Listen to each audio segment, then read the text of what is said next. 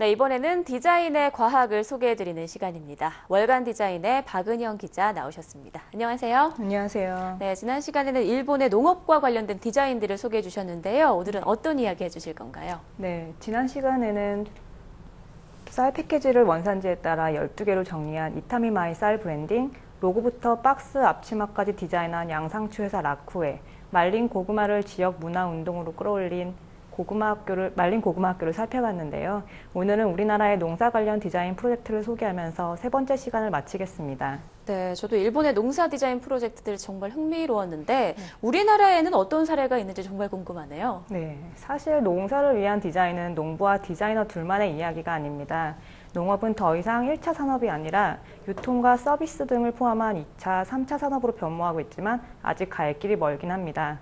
농업 디자인에 대한 인식과 경제력이 부족하기 때문인데요. 다만 최근 들어 디자인과 브랜드의 중요성을 인식한 농민과 농기업, 영농조합 등이 늘어나면서 쌈지농부, 액션서울의 파머스 파티처럼 농업 관련 디자인에 관심을 갖는 디자이너들의 활력이 눈에 띄고 있습니다. 네, 쌈지 농부라고 하면 젊은 예술을 후원했던 기업 쌈지가 생각나는데 혹시 연관이 있는 건가요? 네, 있습니다. 예술에 대한 높은 관심과 후원으로 유명했던 천호군 전 쌈지 대표는 다양한 곡식과 과일 자체를 잘 디자인된 작품이라고 생각했습니다.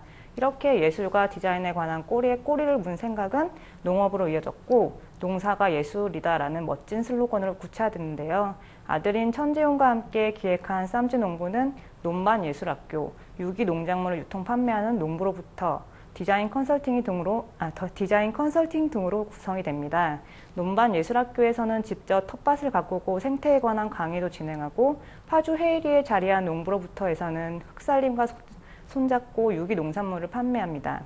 농산물을 더 잘 팔기 위해서는 패키지 디자인을 효과적으로 하는 것도 중요하지만 유통과 판매 접점이 더 중요하기 때문입니다.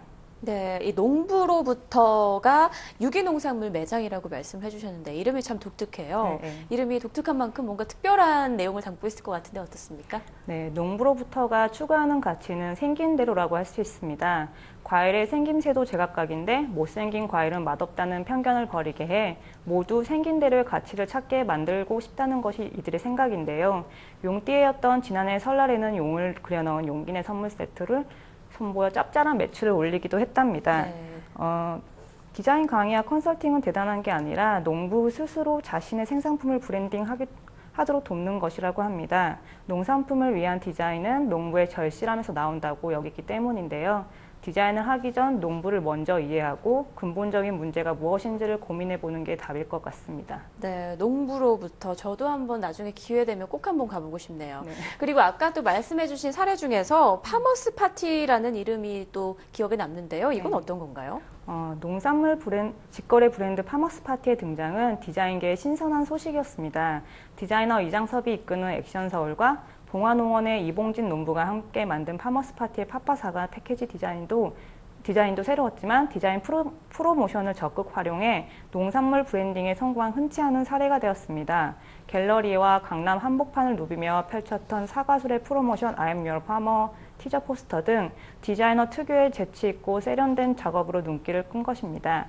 트위터와 페이스북을 활용한 SNS 이벤트를 통해서도 액션서울의 재기발랄함을 엿볼 수 있었습니다. 네, 자료 사진을 나간 거 보니까 정말 재미있고 기발한 프로모션이었던 것 같은데요. 네. 그런데 이 농부와 디자이너가 함께 브랜드를 만들 때는 좀 힘든 부분도 많을 것 같은데 어떤가요? 네, 좀 있는데요. 이봉진 농부가 처음 의뢰했던 것은 패키지 디자인과 웹사이트 디자인이었는데 대화를 나누면서 농부가 진짜 원하는 것은 독자적으로 소비자에게 사과를 알릴 수 있는 브랜드를 만들고 싶다는 것이었어요. 네. 그래서 액션서울이 직접 브랜딩을 하겠다고 나섰고 결국 디자이너는 디자이너 농부는 농사를 이렇게 잘하는 분야에 집중하기로 합의를 보고 시작했다고 합니다.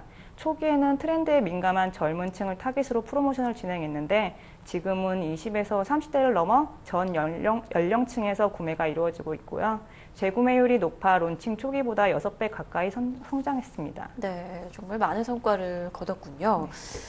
그런데 이 디자이너들이 농부를 위해 디자인을 해주고 또 곶감으로 그 디자인 비용을 받은 프로젝트가 있다고요? 네. 창작협동조합 소셜 크리에이티브에서 진행하는 고향을 디자인합니다는 디자인이 필요한 소농가를 위해 네이밍과 패키지 디자인은 해주고 현물로 보상받는 프로젝트예요. 사실 손홍인 혼자서 디자인과 브랜딩을 의뢰하고 진행하기란 쉬운 일이 아닙니다. 네. 그래서 소셜 크리에이티브의 모임은 이런 분들을 위해 페이스북으로 디자이너를 신청받고 경상북도 문경에서 곶감을 만드는 이창순 씨를 위해 패키지를 디자인했습니다. 사례는 말씀하신 것처럼 곶감으로 받았고요. 네, 굉장히 고전적인 방법인 것 같은데 재미있네요. 네, 지난 4.11 총선 때는 제주시의 한 예비후보가 농업에 디자인을 도입해서 제주 지역 농가 소득을 창출하겠다 이런 공약을 발표했는데요. 이제 농사에도 디자인이 필요하다는데 크게 공감하는 분위기가 생긴 것 같습니다. 이제 남은 건 농부와 디자이너가 힘을 합쳐서 좋은 성공 사례를 만들어주는 게 아닌가 하는 생각이 드네요. 네, 박은영 기자 오늘 말씀 고맙습니다.